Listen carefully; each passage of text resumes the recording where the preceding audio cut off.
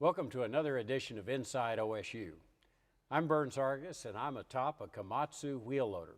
This is just one of the many pieces of equipment that we use for the hands-on training for our students in the Heavy Equipment and Vehicle Institute here at OSU Institute of Technology in Okmulgee, Oklahoma. We have a lot to see here at Okmulgee and we're excited to have you here. Let's take a look around our campus.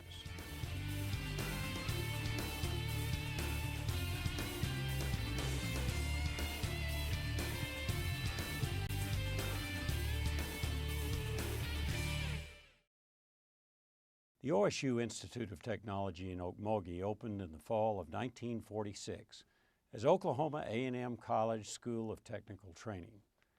What originally began as a technical training, trade, and industry school for veterans after World War II now educates and trains students from across the United States and the world in 37 different programs.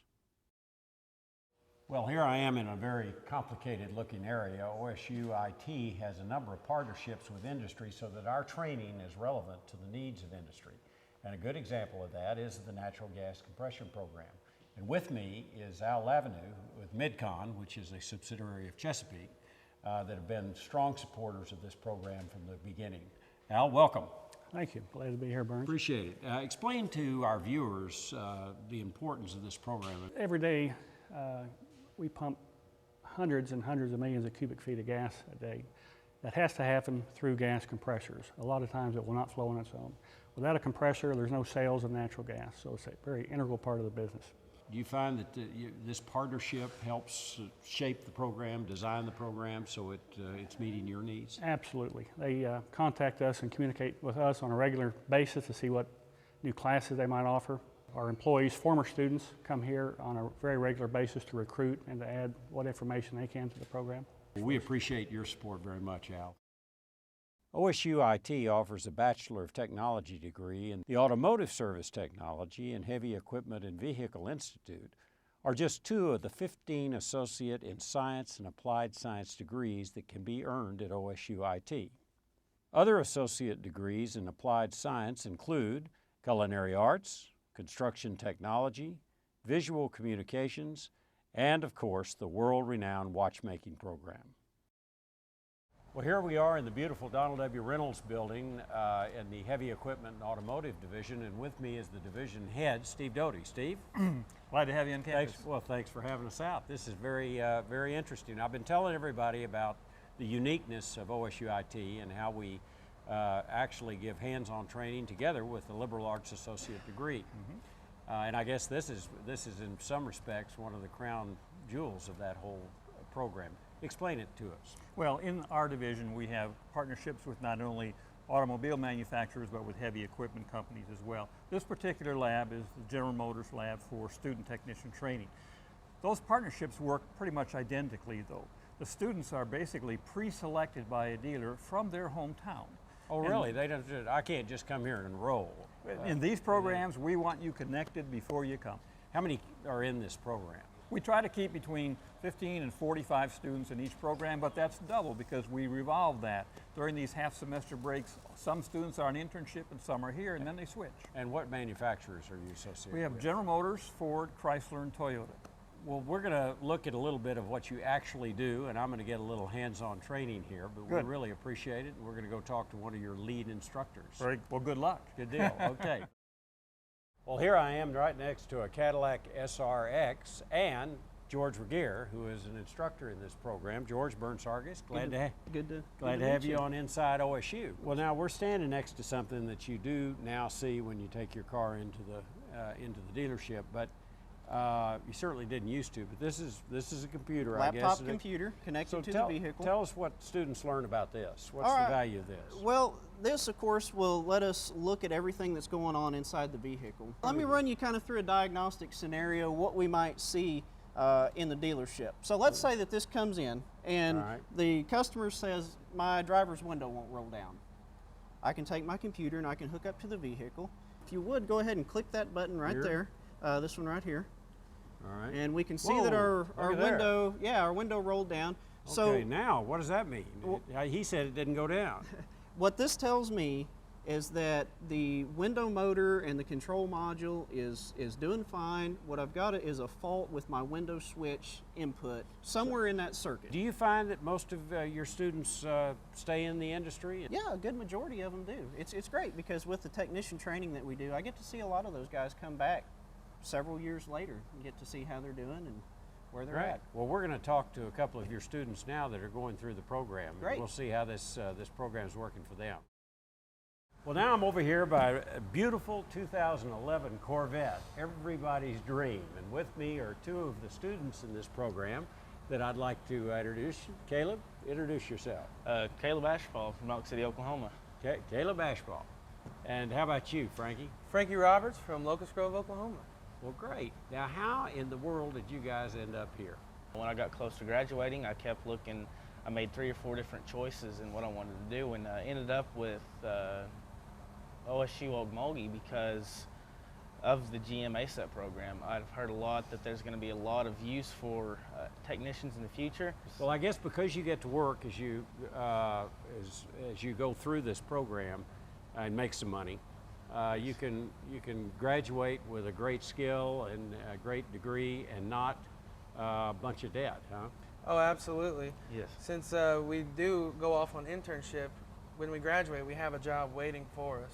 And In fact, that's the only way you can get into this program. Right. yeah, you have to have a job. You have to Yeah. have the sponsorship. Well, that's great, guys. I wish you a lot of luck in your career. I know you'll be very successful because this program's great and you guys are doing what you love to do.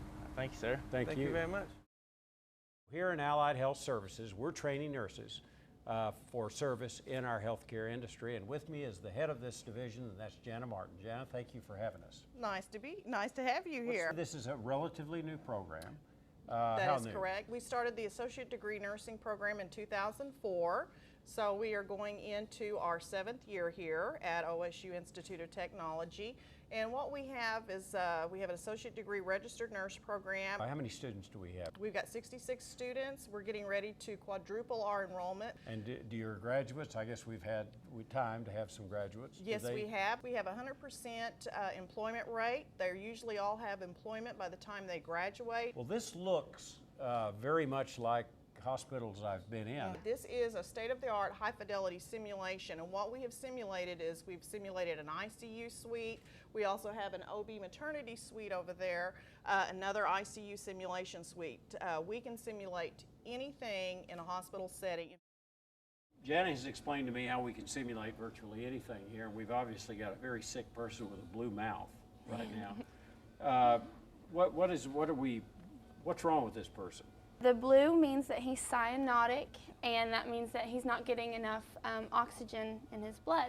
And we can see that by his SpO2 stats are at 87, and the lowest you should go really should be 92. I see.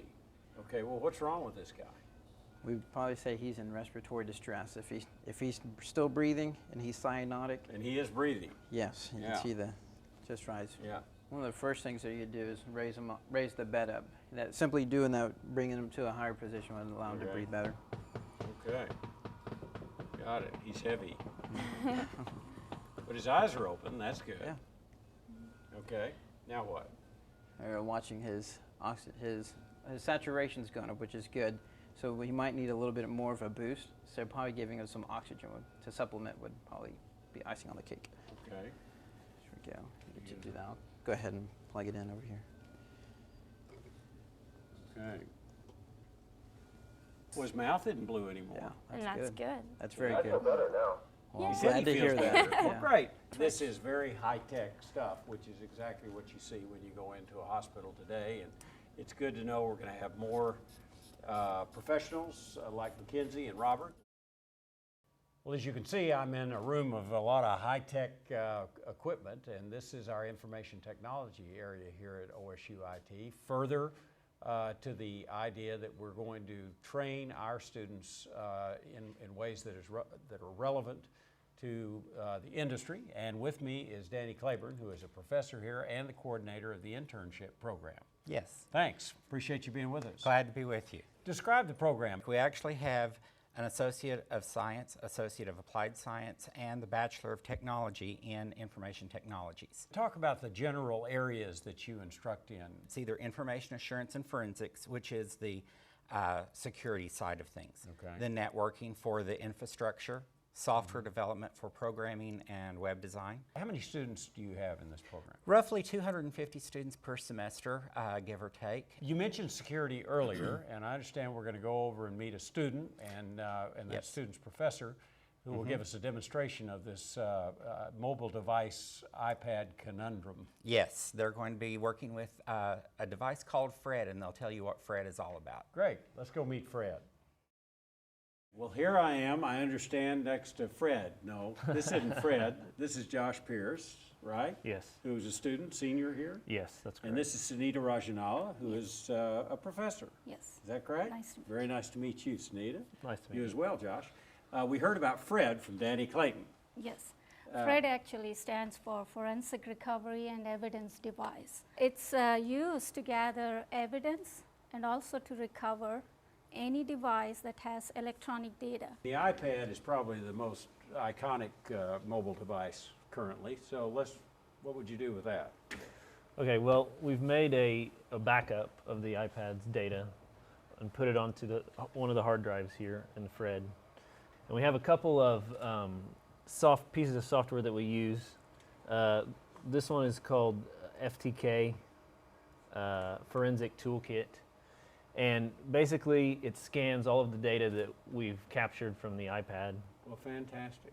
Well, I appreciate it. Well, you can see that this is obviously a very sophisticated operation, and it's also very relevant to the real world today. So, for Sunita Rajanala and for Josh Pierce, that's another edition of Inside OSU from a fascinating place called Oklahoma State University Institute of Technology in Okmulgee, Oklahoma.